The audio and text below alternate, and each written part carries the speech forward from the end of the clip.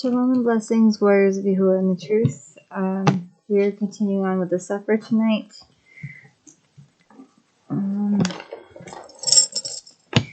We are on 2 Maccabees 6.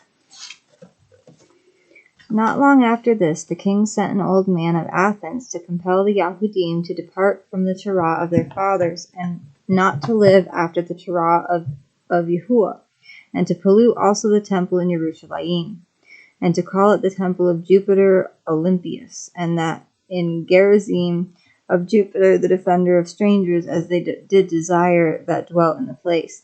The coming in of this mischief was sore and grievous to the people, for the temple was filled with riot and reveling by the other nations, who dallied with harlots and had to do with women within the circuit of the Kodesh places, and besides that brought in things that were against the Torah. The altar also was filled with profane things which the Torah forbids. Neither was it lawful for a man to guard days of Shabbat or ancient feasts, or to profess himself at all to be a Yehudi. And in the days of the king's birth, every month they were brought by bitter constraint to eat of the sacrifices, and when the feast of Bacchus was kept, the Yahudim were compelled to go in procession to Bacchus carrying ivy. Moreover, there went out a decree to the neighbor cities of the heathen by the suggestion of Ptolemy against the Yahudim, that they should observe the same fashions and be partakers of their sacrifices, and whoso would not conform themselves to the manners of the other nations should be put to death. Then might a man have seen the present misery. For there were 2 women brought,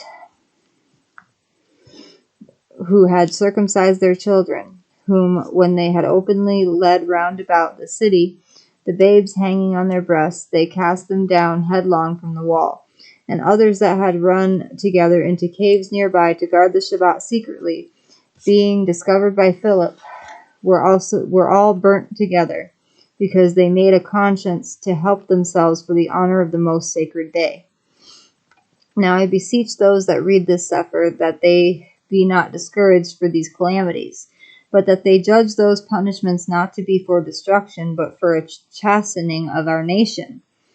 For it is a sign of his great goodness, when wicked doers are not suffered any long time, but forthwith punished. For not as with other nations whom Yahuah patiently forbears to punish till they have come to the fullness of their sins, so deals he with us, lest that being come to the height of sin, afterwards he should take vengeance on us, and therefore he never draws his mercy from us. And though he punishes with adversity, yet he never forsakes his people. But let this be spoken now for a warning unto us. And now we will come to the declaring of the matters in a few words. Eleazar, one of the principal scribes, an aged man, and of a well-favored countenance, was constrained to his open mouth and to eat swine's flesh. But he, choosing rather to die gloriously than to live stained with such an abomination, spit it forth, and came on his own accord to the torment. As it behooved them to come that are resolute to stand out against such things as are against the Torah, for love of life to be tasted. But they that had the charge of that wicked feast for the old acquaintance they had with the man, taking him aside, besought him to bring flesh of his own provision, such as was lawful for him to use, and make as if he did eat of the flesh taken from the sacrifice commanded by the king, that in so doing he might be delivered from death, and for the old friendship with them find favor. But he began to consider discreetly, and as became his age, and the excellency of his ancient years, and the honor of his gray head, whereon was come and his most honest education from a child, or rather the Kodesh Torah, made and given by Yahuah. Therefore he answered accordingly, and willed them straightways to send him to Sheol, for it becomes not our age, said he, in any wise to dissemble, whereby many young persons might think that Eleazar, being 80 years old and 10, were now gone to a strange religion. And so they through my hypocrisy and desire to live a little time and a moment longer, should be deceived by me, and I get slain to my old age, and make it abominable. For though for the present time I should be delivered from the punishment of men, yet should I not escape the hand of Yahuah, neither alive nor dead. Wherefore now manfully changing this life, I will show myself such one as my age requires, and leave a notable example to such as be young to die willingly and courageously for the honorable and Kodesh Torah. And when he had said these words, immediately he went to the torment. To the torment. They that led him, changing the good, they bore him a little before into hatred, because the foresaid speeches proceeded, as they thought, from a desperate mind. But when he was ready to die with stripes, he groaned and said, It is manifest unto Yahuah that has the Kodesh knowledge, that whereas I might have been delivered from death, I now endure sore pains in body by being beaten, but in soul am well content to suffer these things. But I fear him.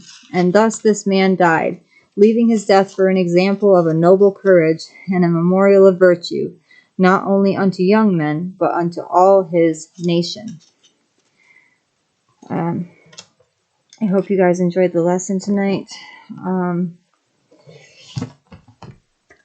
I am going to try to make it to Nazarene life tonight,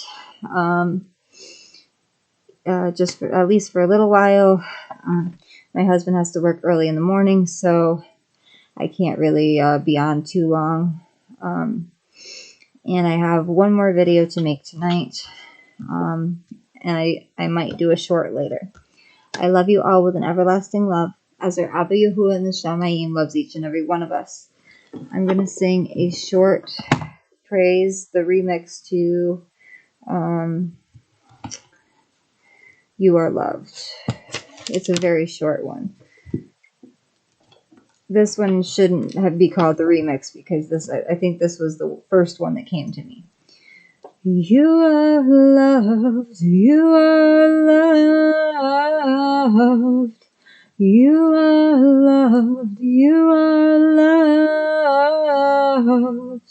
Yahuah loves those who follow his commands. Yahuah loves those who love their mishpachah. You are loved, you are